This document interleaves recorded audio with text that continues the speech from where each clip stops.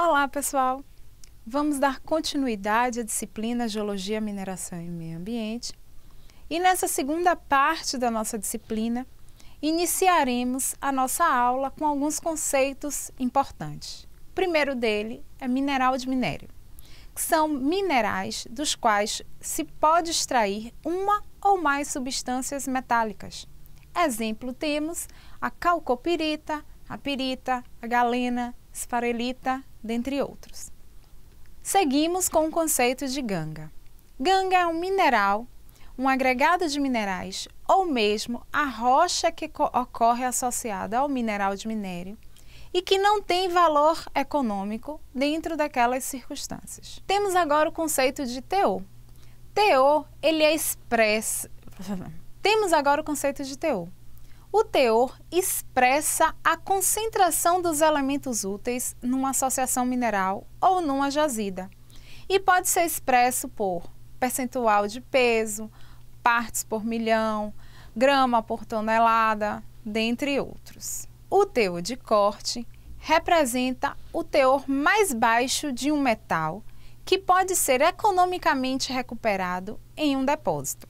Os minérios eles podem ser classificados em minérios metálicos, minerais e rochas industriais e minérios energéticos.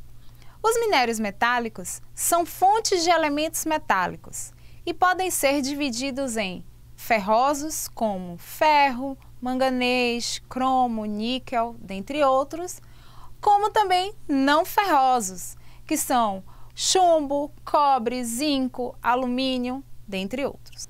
Os minerais e rochas industriais representam produto mineral, em geral não metálico, ou rocha, que é utilizada para um ou mais fins industriais, como a indústria ótica de eletrônicos, fabricação de pigmentos, abrasivos, indústrias químicas, dentre outras. Os minérios energéticos, por sua vez, são substâncias que podem ser associadas como fonte de energia e englobam os materiais nucleares e os combustíveis fósseis.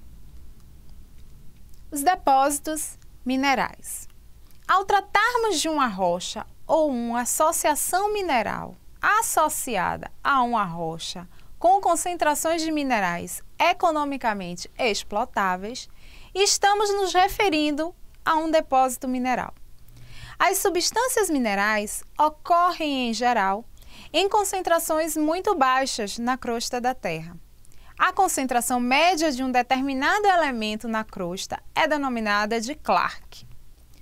Os diferentes tipos de depósitos minerais existentes na crosta terrestre estão diretamente relacionados ao ambiente geotectônico de formação.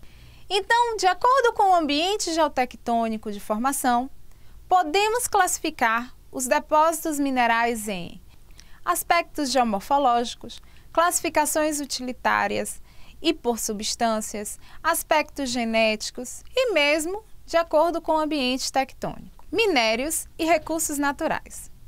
Os recursos físicos da Terra representam toda e qualquer substância extraída do mundo inorgânico na superfície ou subsuperfície da Terra. O conceito de recursos minerais se dá como todo e qualquer material rochoso que tenha utilidade para o homem. Os recursos naturais renováveis são aqueles que são inesgotáveis, como a luz solar e o vento, ou aqueles que possuem capacidade de renovação, seja pela natureza, seja pela participação do homem. Os recursos naturais não renováveis são aqueles que não possuem capacidade de renovar-se, ou que a renovação ocorre de forma muito lenta. A extração mineral. No Brasil, a extração de pedras preciosas ou semipreciosas é desenvolvida por uma atividade denominada de garimpo.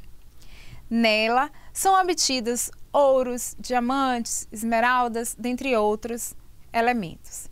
A garimpagem geralmente é executada de forma tradicional, nas margens de rios, em locais que recebam um grande volume de sedimento e em planícies fluviais, principalmente nas bacias hidrográficas do Amazonas e do Paraguai. Historicamente, a mineração surgiu quando os predecessores dos seres humanos começaram a recuperar determinados tipos de rocha para a fabricação de ferramentas.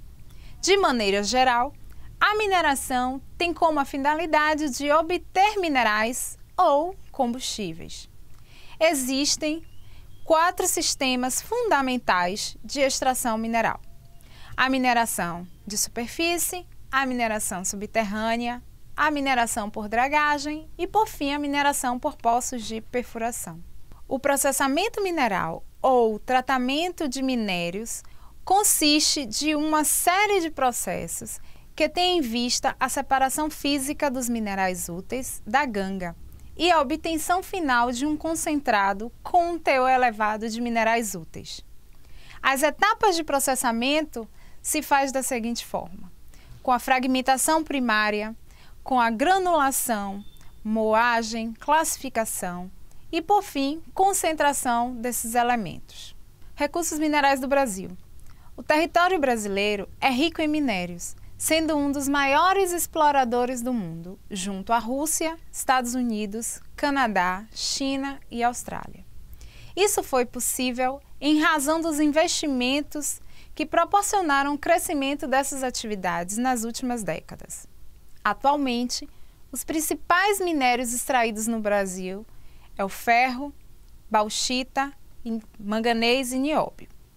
O Brasil é o segundo maior produtor de ferro do mundo, com cerca de 235 milhões de toneladas extraídas em jazidas em Minas Gerais, Pará e Mato Grosso do Sul. Em 2014, a Bahia ocupou a 2ª posição nacional, ficando atrás de Minas Gerais e à frente de São Paulo. Impactos da mineração. Os impactos ambientais da mineração são diversos e apresentam-se em diversas escalas, desde problemas locais específicos até alterações biológicas, geomorfológicas, hídricas e atmosféricas de grandes proporções.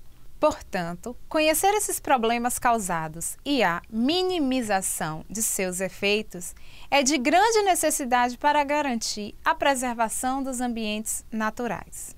A contaminação por compostos químicos, com destaque para o mercúrio, é um dos principais danos ambientais provocados pela mineração. Essa realidade, infelizmente, é muito comum em países como o Brasil e em territórios dependentes economicamente, a exemplo de muitas nações do continente africano. O município de Santa Amaro, localizado no Recôncavo Baiano, foi por longos anos atingido pela contaminação de chumbo. A produção do concentrado de chumbo deu início em 1959, com a mineração em Boquira, na Bahia. Em 1960, iniciou as operações da Cobrac, que é a Companhia Brasileira de Chumbo, com a produção de ligonetes de chumbo no município de Santa Amaro. Em 1987, a Cobrac foi vendida para a Plubum, que atuou por cerca de 6 anos, e em seguida houve o abandono dos processos produtivos de ligonetes de chumbo, devido ao grande índice de mortes e doenças associadas à presença do chumbo. A mina de chumbo de Boquira, por sua vez, foi fechada em 1991. Atualmente, o Centro de Tecnologias Minerais CETEM, em consonância com as macrodiretrizes definidas pelo governo federal, vem atuando em relação ao caso de Santa Amaro.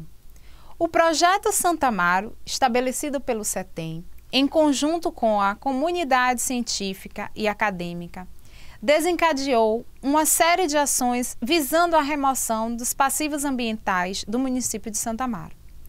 É importante mencionar que a atividade mineradora é, de toda forma, de vital importância para a sociedade.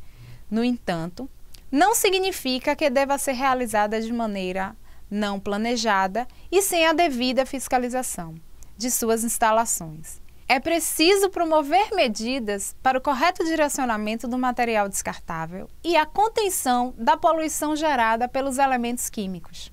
Além disso, torna-se necessário pensar na utilização sustentável dos recursos minerais, a fim de garantir a sua existência para gerações futuras.